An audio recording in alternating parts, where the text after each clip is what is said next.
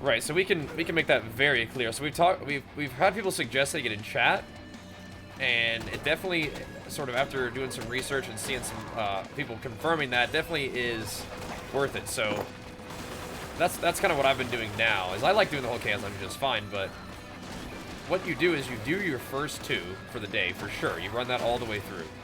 But after that, if you want to do the infinite farming, then what you do is you run, you know, through here, and you know you can be hyper efficient and whatnot if you want to. I mean, I'm just kind of doing it, but around 16% is where your first portal opens up, right?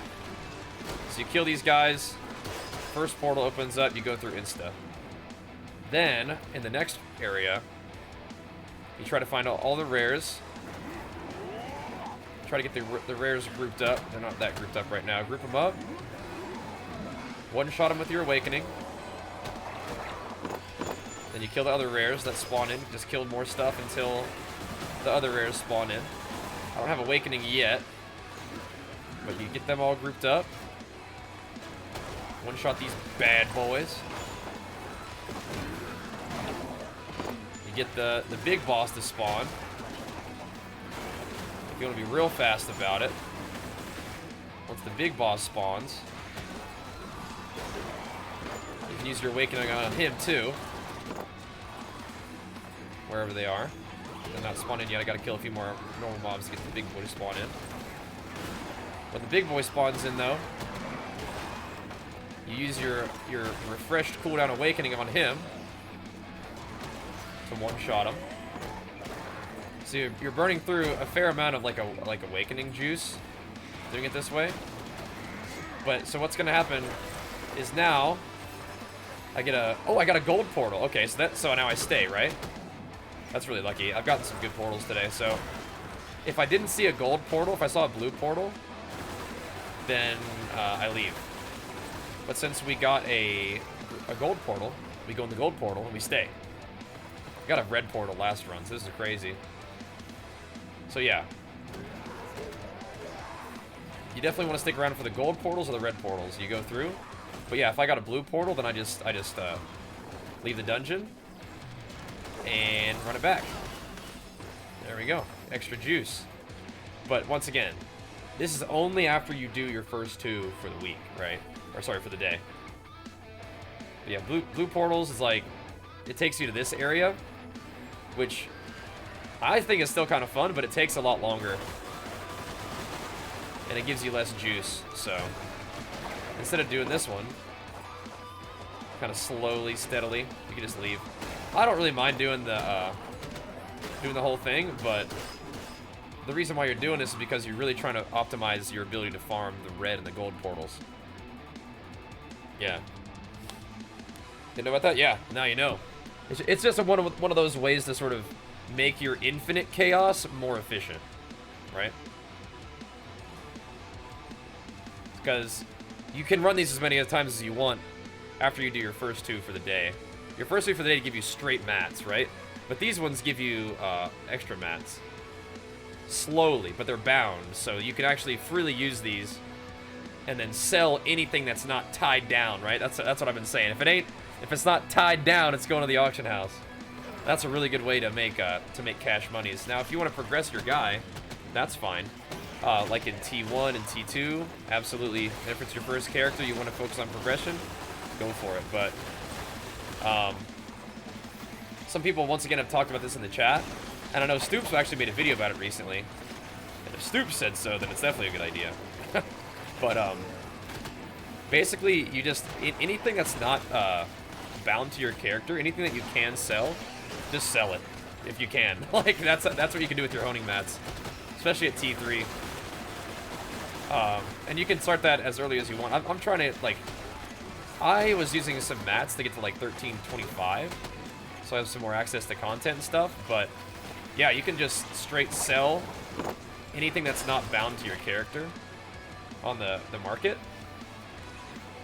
And then you make gold from doing that. And then you use the gold that you make from selling to buy blue crystals that you then use to slow roll and buy all the mats that you can from Mary's Secret Shop. And that ends up being like a good way to progress if you don't really mind doing it a little more slowly. And the thing is, the progression at T3 is going to be slow anyway. So taking your time with that one and being a little bit more patient, a little bit more efficient is probably fine. So that's kind of what I'm doing. And the gold is definitely pretty nice once you get to T3. Like, I had like 20k last night, and I bought blue crystals with half my gold. And I log in today, and we're already back at 20k, like, first thing. And that's not even, like, playing, like, hyper efficiently or doing anything crazy. That's just, like, selling the mats that you get that aren't bound to you. Because you'll be able to, like, make upgrades with mats that are bound to you slowly anyway. Especially if you're making use of Mary's Secret Shop, so... That's one of the things that you can do to make money and be efficient. But yeah, this thing in particular...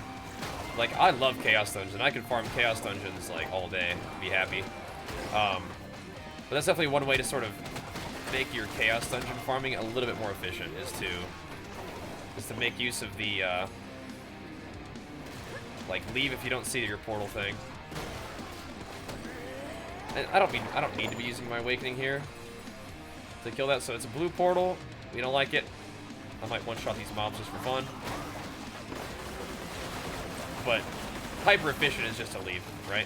You say peace. Didn't give me my portal, I'm out. And you run another one. Pretty cool though. That's a game changer. Yeah. Once again, really, you want to make sure that you run your first 2 dungeons full all the way through. You can still do the efficient strat where like you know, don't full kill every floor so you get more rares on like the last floor. And then AoE one-shot everything, like get it to 99%, get as many mobs as you can, and use one of your big heavy hitter AoEs at the end of that too. But yeah, what you're doing makes so you can almost use your Awakening skill all the time. Well, yeah, because you get the cooldown resets off of the thing. And the build I'm playing right now, like with Windblade, I don't usually use this outside of Chaos Dungeons, but it's kind of nice to just do some extra damage while having, you know, no collision. Because Charge gets stuck on enemies, Windblade doesn't, so you can kind of move through enemies. I'll show you my current Chaos farming build. But Chaos Dungeons are pretty easy. And you don't really need to have like an optimal build for it. You probably just play something with like lots of AoE and something that feels good for you to play. And Chaos Dungeons isn't often a place where I will go to test out skills. Like, there's like a training area. But I figure you may as well hop in a Chaos Dungeon and try out your abilities. Because you're farming resources that way, so you may as well, right?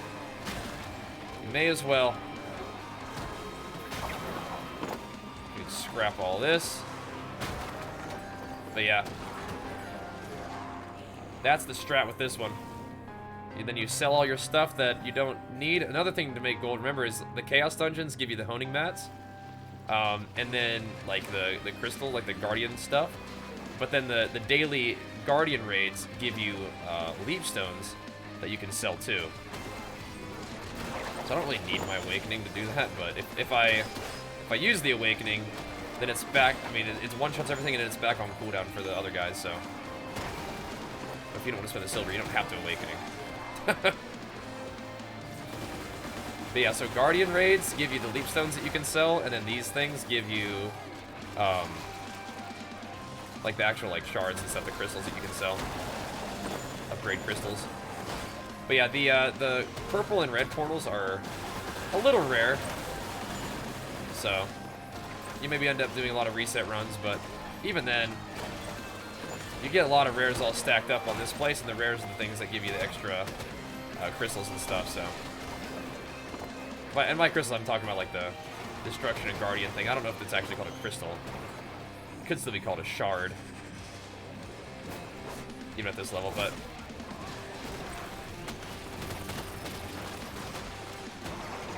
There we go. Blue portal. We just leave. But I'll keep farming these ones as we go today, but I just want to show you that little trick. Let me show you my build too, just for fun. Hesitant to sell anything for gold since the gold farming is out of control? What do you mean, just hesitant to sell everything? It's D3? Oh yeah! Been pumping. Almost 1340. Doing good. Yeah, let me show you the build that I've been using for this thing. I could actually throw a Gale Wind on this thing too, I bet. I could throw a Rage. The skilled thingies aren't the most important thing, I don't think. But for this one, I just do Bleed.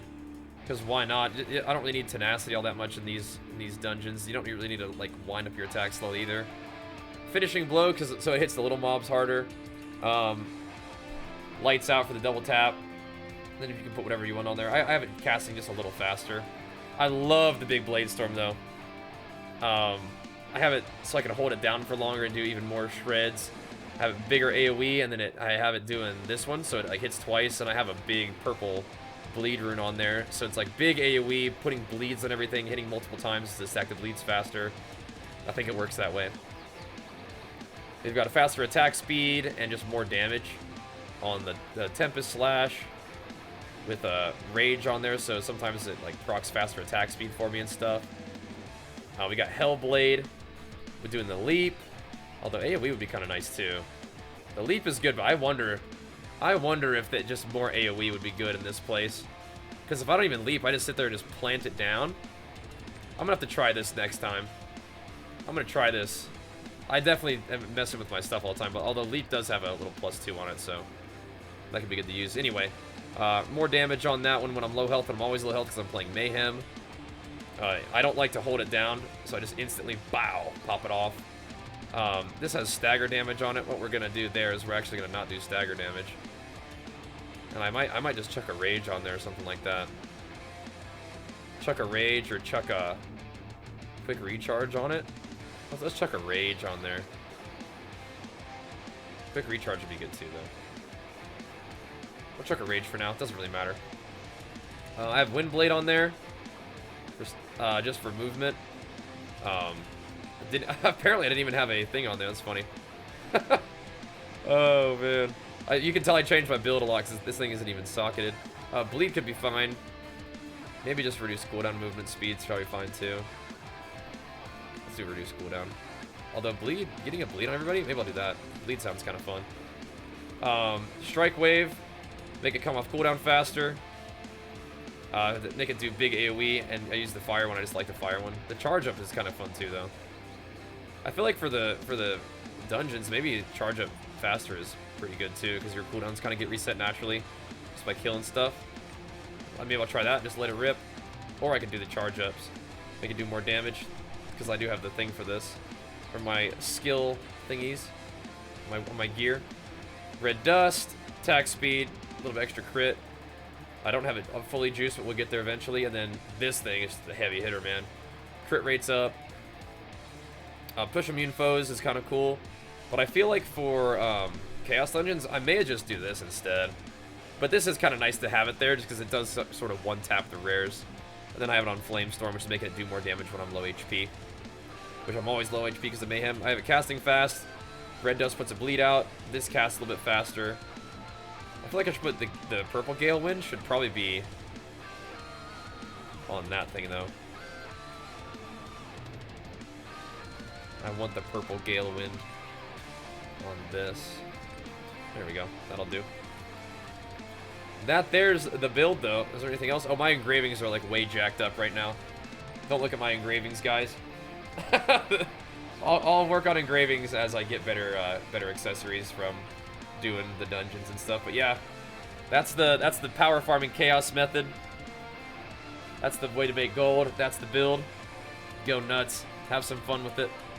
I guess I can show you my the stuff I have in my gear. Finishing Strike, Sword Storm. Yeah, I showed you some of the actual perks I'm using. The skill transfer is really neat. Need to learn more about that, but that's where we're at right now. Having way too much fun, man. We're gonna get back into them chaos dungeons right now too. Let's get it.